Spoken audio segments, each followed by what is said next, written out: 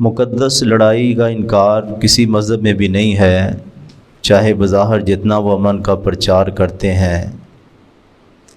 ہندو جو سبزی تک نہیں کھاتے کہ جی ایک جان ہے ختم ہو جاتی ہے، لیکن ان کے بھی ارجن اور پانڈوں کی باقاعدہ پوری تاریخ ہے، لڑائیاں ہیں۔ اسی طرح صرف بلیم آج محمد صلی اللہ علیہ وسلم کو دیا جاتا ہے کہ یہ تلوار والے نبی ہیں۔ کیا بنی اسرائیل کے نبی داؤد علیہ السلام جہاد نہیں کرتے تھے؟ ان کے بیٹے سلیمان علیہ السلام جہاد نہیں کرتے تھے؟ تو یہ ایک صرف تعصب ہے، اور مسلمان بھی احساس کمتری اور معذرت خوانہ نہیں جی نہیں، ورنہ اگر بیویاں ہیں تو سلیمان علیہ السلام کی کتنی بیویاں تھیں، ابراہیم علیہ السلام کی کتنی تھی، یعنی کہ یہ خیریہ شریعت ہے، اللہ کا حکم ہے۔ تو بہرحال جہاد کو اور تعدد ازواج کو صرف آخری نبی کے ساتھ جوڑا جا رہا ہے۔ تو یہ جب بھی دنیا میں سرکش قوتیں فساد کھڑا ہوتا ہے تو حق والوں کو حکم ہے کہ اس سرکشی کو ختم کریں، اور اللہ تعالیٰ فرماتے ہیں ہم خود بھی یہ کام کر سکتے ہیں، لیکن یہ تمہارا امتحان ہے۔ والذین قتلوا فی سبیل اللہ، جو اللہ کی راہ میں قتل کر دیے گئے۔ سیدھی بات ہے، جہاد اور قتال جب ہوگا تو یہ تو نہیں کہ صرف کافر ہی مرے گا، مسلمان کی بھی جان جائے گی، اس کو بھی زخم لگے گا۔ فَلَن يُضِلَّ أَعْمَالَهُمْ، اللہ ان کے عمل کو ضائع نہیں کرے گا۔ قتل تو بڑی دور کی بات ہے، جہاد اور قتال ایسی راہ ہے کہ رسول اللہ صلی اللہ علیہ وسلم فرماتے ہیں الغدوۃ فی سبیل اللہ او راحۃ، صبح یا شام اللہ کی راہ میں، جہاد کی راہ میں گزار دینا خیر من دنیا وما فیہا، دنیا اور اس کے اندر جو کچھ ہے اس سے بہتر ہے۔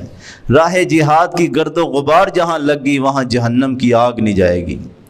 اور رسول اللہ صلی اللہ علیہ وسلم فرماتے ہیں جو اونٹنی کے تھن سے دودھ نکالا جاتا ہے، جو وقفہ ہوتا ہے، جو اتنی دیر بھی وہاں ٹھہر گیا، قتال تو بڑا اونچا عمل ہے، زخم لگنا تو بہت اونچا ہے، وہ زخم تو قیامت کے دن کستوری کی خوشبو آئے گی۔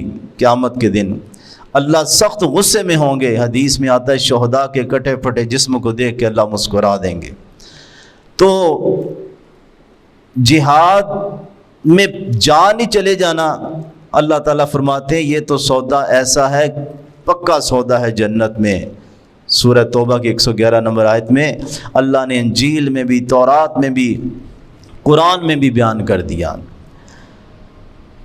تو فرمایا فَلَن يُضِلَّ أَعْمَالَهُمْ، ہم ان کے عمل کو ضائع نہیں کریں گے، یعنی کہ ان کی قربانی کو ضائع نہیں کریں گے۔ یہ نہیں کہ لوگ اس قربانی سے فائدہ اٹھائیں گے، شہید بھی جو ہے وہ بھی اس سے فائدہ اٹھائے گا۔ اور فرمایا جو شہید کی جان نکلتی ہے اسی طرح جس طرح چونٹی کاٹتی، یعنی کہ بالکل تکلیف ہوتی ہی نہیں، ابھی اس کی روح جسم کو نہیں چھوڑتی، اللہ اس کا مقام اس کو دکھا دیتا ہے کہ تیری یہ جگہ ہے۔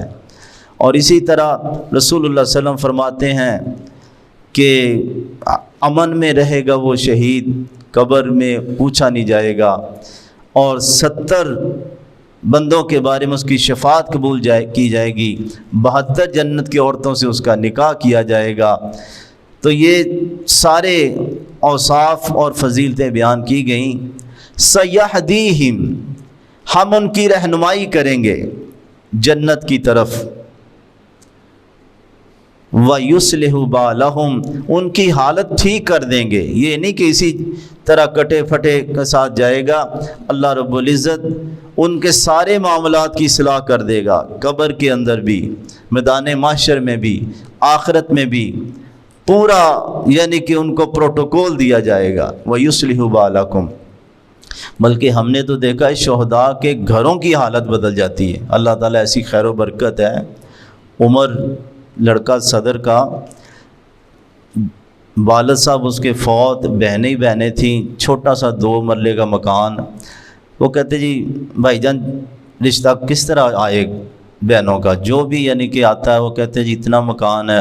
لوگ پوچھتے ہیں جی باپ کیا کرتا ہے، ہمارا مادی یعنی کہ رشتہ کرنا بیٹی سے، باپ کا کاروبار کیا ہے، بھائیوں کا کاروبار کیا ہے۔ بہرحال یعنی کہ اللہ تعالیٰ نے اسے بڑا روکا اسے، لیکن چلا گیا بہت بڑی کارروائی میں، یعنی کہ وہ شہید بھی ہوا کشمیر کے اندر۔